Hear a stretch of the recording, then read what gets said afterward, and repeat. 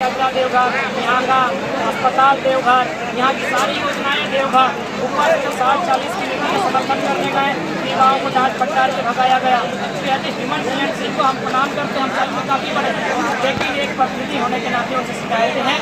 उसी शिकायत को हम यहाँ दर्शा रहे थे कि जो लोग घर के पहरे बन चुके हैं तो हमारे हित में बात नहीं कर सकते हैं। 24 लोकसभा का सप्ताह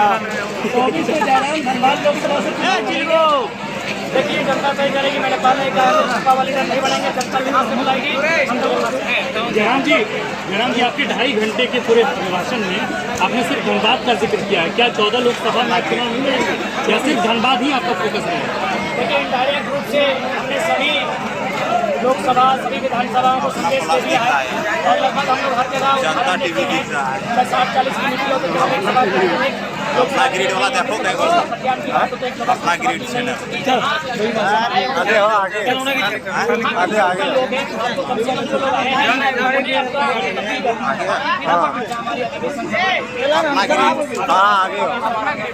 आगे सबसे बड़ा मुद्दा सिराजदा और तमाम मीडिया खड़े हैं। ये हमारा पहला मुद्दा है। एचसीसी ने कभी जमीन लिया एफसीआई के नाम से समय सॉरी ये एफसीआई का जमीन का आज हाल में ट्रांसफर हो चुका है, जबकि भूमि अधिग्रहण कानून है कि अगर 5 साल के अंदर आप अगर कोई योजना स्थापित नहीं करते हैं तो रैयत को वापस करना चाहिए। ये सुप्रीम कोर्ट का आदेश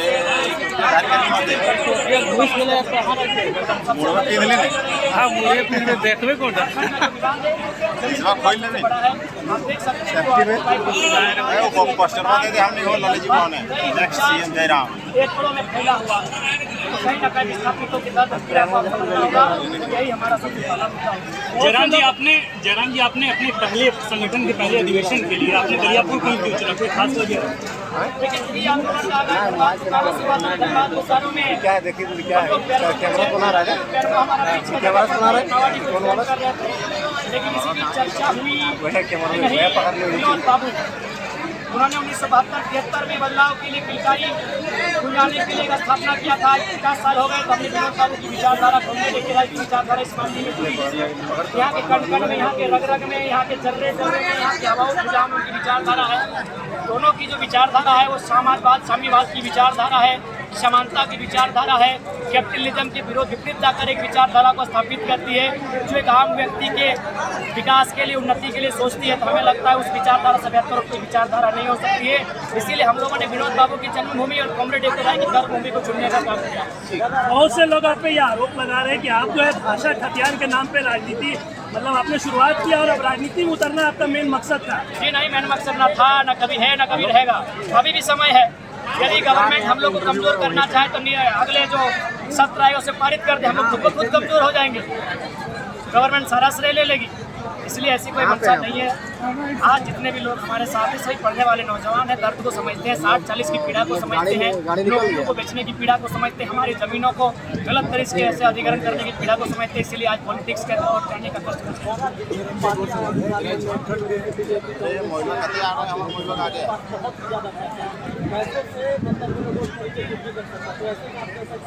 देखिए, मेरा मानना है कि हम लोग जैसा आज का अधिवेशन हुआ, जब ऐसा अधिवेशन प्रत्येक विधानसभा में होगा तो मुझे लगता है बदलाव की उम्मीद हम लोग देखेंगे। चर्चा ये चल रही है राजधानी में होगी या तो फिर कोल्हान के क्षेत्र में होगी या फिर पलामू प्रमंडल में होगी। पलामू प्रमंडल भोकाल टीवी का घर है, भोकाल तो खूब मचाते हैं, लेकिन पलामू प्रमंडल में हम लोग भोकाल नहीं मचा पाए हैं। इसीलिए हम लोग पलामू प्रमंडल की दिशा में बढ़ेंगे। जयराम जनता बोल रही है, जयराम यहाँ की जनता बोल रही है सीएम के रूप में देखना चाहते हैं, तो क्या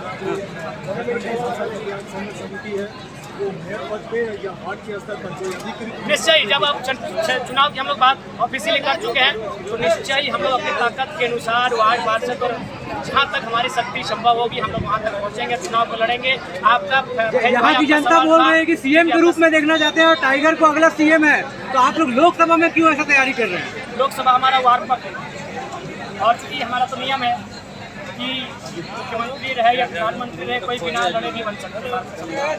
तो लोकसभा हम लोग इसलिए जाएंगे क्योंकि हमारे राज्य में कहीं ना कहीं नुकसान है बीजेपी का विरोध है। राज्य सरकार नीति को विधानसभा से पारित प्रस्ताव के रूप में करती है, वो राजभवन भेजती है। राजभवन में चूंकि केंद्र के राज्यपाल बैठे हैं, उनके द्वारा कंटिन्यू 2 बार रिजेक्ट होता है, तो उनको भी आभास होना चाहिए कि झारखंडी लोग अपने वोट के प्रति जागरूक। आप कानून और संविधान की बात करते हैं, लेकिन उन्हीं कानून के तहत आप पे कई केस दर्ज है। इसी माटी से कई ऐसे नेता निकले हैं जो विधायक बने और सांसद बने और कुछ दिनों के बाद उनकी सदस्यता चली गई। जयराम ऐसा क्या करेंगे कि उनकी सदस्यता बची रहेगी और लंबे समय तक वो इस माटी की सेवा कर सकेंगे, यहाँ की राजनीति कर सकेंगे? सबसे पहला बात, जितने भी केस हुए हैं बहुत फर्जी हुए हैं। और उसके बाद हमारी व्यक्तिगत महत्वाकांक्षा नहीं है कि सदन में हम जाए। हम लोग एक विचारधारा के रूप में आए हैं। बहुत सारे लड़के तैयार हो रहे हैं, वे लोग हम हमको रिप्लेस करेंगे और लोग उनको भी सुनेंगे, उनको भी महत्व देंगे। ऐसी बात नहीं, उस पृष्ठभूमि को हम लोग तैयार कर रहे हैं, पृष्ठभूमि को। तो निश्चय ही हम एक विचारधारा है और विचारधारा की लड़ाई है। हमारा शरीर रहे या ना रहे, एक नई विचारधारा झारखंड में स्थापित होगी और जो विस्थापितों के नियोजन नीति हो, स्थानीय नीति हो, विस्थापन नीति हो, खनन नीति हो, उन तमाम मुद्दों पर बढ़ चढ़कर मैंने मुखरता के साथ अपनी आवाज़ को रखे और पूरे दुनिया को बताए कि झारखंडियों के साथ कितना सौतेला व्यवहार हो रहा है। जयराम, लोग कहते हैं कि आपको सीएम बनना चाहिए, आपको सीएम के रूप में देखते हैं, लेकिन आप लोकसभा चुनाव लड़ने की बात करते हैं। क्या आप लोकसभा को छोड़ नहीं सकते हैं, वो हमारा सेमीफाइनल होगा। तो अभी मान के चल रहे हैं कि लोकसभा में अगर कुछ नहीं हो तो बैकअप में विधानसभा तो है, विधानसभा रहेगा। यदि मान के चलिए लोकसभा में हमारा एक भी पॉजिटिव रिजल्ट रहता है, तो अगर एक लोकसभा में पॉजिटिव रहेगा यानी 6 विधानसभा में हम लोग पॉजिटिव हो जाएंगे। यदि गनीमत है, अगर हम लोग 2-3 लोकसभा में पॉजिटिव रहे तो 15 से 18 विधानसभा में हम लोग पॉजिटिव रहेंगे। और यकीन मानिए, जहाँ तक दामोदर नदी और स्वर्णरेखा नदी का किनारा फैला है, उन लोकसभाओं में तो हम लोग नदी में गोता लगा